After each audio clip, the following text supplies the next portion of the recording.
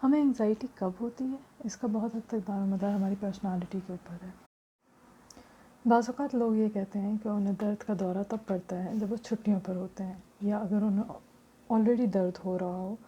تو وہ ویکینڈ کے اوپر زیادہ برا ہو جاتا ہے، یعنی کہ جو ان کے 2 چھٹی کے دن آتے ہیں ہفتے میں۔ آخر اس کی کیا وجہ ہے؟ ان کو اصل میں ساری انگزائٹی اپنے کام سے متعلق ہوتی ہے، تو جب وہ اس سے دور ہوتے ہیں اور وہ اپنے اس کام کے متعلق کچھ کر نہیں رہے ہوتے تو ان کی ساری انگزائٹی ابھر کے سامنے آ جاتی ہے۔ اگر ریلیکس ہونے کی بات کریں تو لوگوں کو عموماً یہ مشورہ دیا جاتا ہے کہ آپ ریلیکس کریں، جیسے کہ یہ کوئی ایسی چیز ہے جو کہ بندہ ارادی طور پہ کر سکتا ہے۔ اس کے لیے بہت ساری ٹیکنیکس بتائی جاتی ہیں کہ اس طریقے سے ریلیکس کیا جا سکتا ہے، جیسے کہ دوائیں، میڈیٹیشن، بائیو فیڈ بیک وغیرہ وغیرہ۔ لیکن تا وقت ہے کہ ریلیکسیشن اصل میں آپ کے اندر دبی ہوئی انگزائٹی اور غصے کو حل کرے، ریلیکسیشن کا پروسیس کامیاب نہیں ہو سکتا۔ اور اگر ریلیکسیشن کا پروسیس کامیاب نہیں ہوگا، آپ کی انگزائٹی اور اینگر آپ کے اندر دبا رہے گا، تو لوگوں کو پھر ٹی ایم ایس،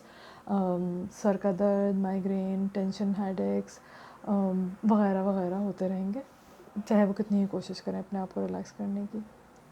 بعض لوگوں کو یہ سمجھ ہی نہیں آتی کہ کس طریقے سے وہ اپنی توجہ کو اپنے دن کے مختلف کاموں سے ہٹا کے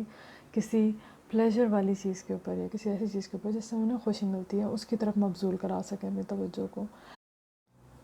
مجھے یاد ہے میری ایک ایسی مریض تھی جس نے مجھے بتایا کہ جب وہ گھر پہنچ کے اپنے لیے چائے بنا کے بیٹھتی ہے ریلیکس ہونے کے لیے تو اس وقت اس کو درد شروع ہو جاتا ہے۔ یہ ساری ایگزامپلز ویکیشن سنڈروم کی ہیں۔ ابھی کچھ ہی عرصے پہلے میں نے ایک جوان آدمی کا علاج کیا جو کہ ویکیشن سنڈروم کی بہت اچھی ایگزامپل تھا۔ اس نے مجھے بتایا کہ وہ بہت اسٹریس کے انڈر تھا کافی عرصے سے، لیکن اس کو کبھی کمر میں درد نہیں ہوا۔ لیکن ریسنٹلی اس کی شادی ہوئی، اور جب وہ ہنی مون پہ گیا تو ایک دن رات کو اس کی بہت خوفناک خواب دیکھ کے آنکھ کھلی، جس کے فوراً بعد اسے کمر میں شدید تکلیف شروع ہو گئی، اتنی زیادہ تکلیف کہ پھر اس سے ہلا بھی نہیں گیا۔ میرے پاس اس درد کے شروع ہونے کے کوئی 3 مہینے کے بعد وہ آیا، اور اس نے اپنی یہ ساری مجھے کہانی سنائی، اور ساتھ ہی اس نے یہ بھی بتایا کہ اس کا ایم آر آئی بھی ہوا ہے، اور اس ایم آر آئی میں اس کے ڈسک ہرنیشن آئی ہے کمر کے نچلے حصے میں، اور ڈاکٹرز اس کو جو ہے وہ سرجری ریکمینڈ کر رہے ہیں۔ جو اس کی پرسنالٹی ٹائپ تھی اس کو دیکھتے ہوئے میرے ذہن میں 2 خیال آئے۔ ایک تو یہ کہ نئے شادی شدہ ہونے کا اس پر دباؤ ہو سکتا ہے جس کی اس کو اسٹریس ہوا، یا اپنے کام کا۔ اس کی پرسنالٹی دیکھتے ہوئے میرا رجحان زیادہ اس سے کام کی طرف گیا کہ کیونکہ وہ اپنے کام سے دور تھا اور چھٹیوں پہ تھا، تو اس کے ذہن میں جو ہے وہ اس کام سے ریلیٹڈ اسٹریس نے اس پین کو ٹریگر کیا۔ اب حالانکہ ڈاکٹر اس کو سرجری بتا چکے تھے، لیکن اس نے کیونکہ میری بک پڑھ لی تھی ٹی ایم ایس کے اوپر، اور اس کو یہ لگا کہ میں ایک ٹپیکل پیشنٹ ہوں جو کہ میری بک میں ڈسکرائب کیا گیا ہے، تو اس لیے وہ مجھ سے ملنے آ گیا۔ میرے حساب سے اس کا سارا ایگزامینیشن ٹی ایم ایس کی طرف ہی اشارہ کرتا تھا، بلکہ اس حد تک کہ میں نے جب اس کو انالائز کیا تو مجھے اندازہ ہوا کہ اس کا جو درد ہو رہا ہے اس کا اس ڈسک کی ہرنیشن سے کوئی تعلق نہیں ہے، کیونکہ اس کو 2 مسل سیٹس میں اپنے ٹانگوں میں کمزوری محسوس ہو رہی تھی، جو کہ بہرحال ڈسک کی ہرنیشن سے نہیں ہو سکتا۔ بہرحال جب اس کو یہ بات سمجھ آ گئی اور میرے ڈائگنوسس نے بھی یہ کنفرم کیا کہ اس کو ٹی ایم ایس ہی ہے، تو اس کو وہ بہت خوش ہوا یہ سن کے، اور پھر بہت جلد وہ اس سے ریکور بھی کر گیا۔ عموماً لوگوں کے لیے یہ ماننا بہت مشکل ہوتا ہے کہ ان کی زندگیوں میں بہت سارے ایسے ڈیلی بیسس پہ چیزیں ہوتی ہیں جن سے انہیں بہت زیادہ غصہ بھی آتا ہے، بے چینی بھی ہوتی ہے، گھبراہٹ بھی ہوتی ہے، جیسے کہ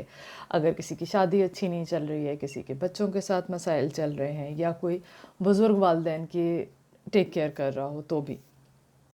میں نے اپنے کیریئر میں ایسی بہت ساری مثالیں دیکھی ہیں، مثال کے طور پہ عورتیں جو بری شادیوں میں پھنس جاتی ہیں، جن میں ان کا بس نہیں چل رہا ہوتا لیکن پھر بھی وہ طلاق یا علیحدگی کی طرف نہیں جا پاتی ہیں کیونکہ ان کے ایموشنلی یا فائنینشلی وہ اپنے میاں پہ ڈپینڈنٹ ہوتی ہیں۔ ایسے لوگ جو کہ بہت کمپیٹنٹ ہوتے ہیں اپنے کام میں اور بہت اچھا پرفارم کر رہے ہوتے ہیں، لیکن ان کی بیوی یا شوہر اچھا نہیں ہوتا، یا بچہ بہت ان کو مشکل وقت دے رہا ہوتا ہے، تو یہ سب پیشنٹ جو ہیں پھر ٹی ایم ایس میں پھنس جاتے ہیں۔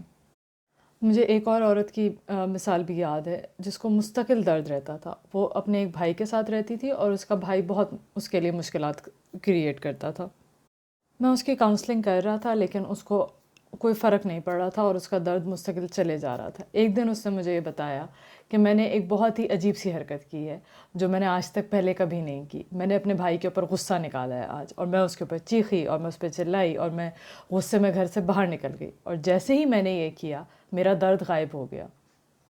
افسوس کی بات یہ ہے کہ وہ اپنے اس اسٹانس کو اور اپنے اس رویے کو برقرار نہیں رکھ سکی اور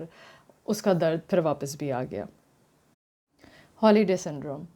ہم اکثر سنتے ہیں کہ ہالیڈیز اسٹریسفل ہو سکتے ہیں، جیسے کہ عید بقرعید کی چھٹیاں، یا آپ کا کرسمس کا ہالیڈے باہر کے ملکوں میں جیسے منایا جاتا ہے، یا تھینکس گیونگ۔ یہ ایک ایسا وقت ہوتا ہے جو کہ ویسے تو آرام کا اور تفریح کا وقت ہونا چاہیے، لیکن یہ وقت بعض لوگوں کے لیے بڑا تکلیف دہ ہو جاتا ہے۔ اور میرے پاس اکثر پیشنٹس آ کے مجھے یہ بتاتے ہیں کہ ان کو ٹی ایم ایس یا تو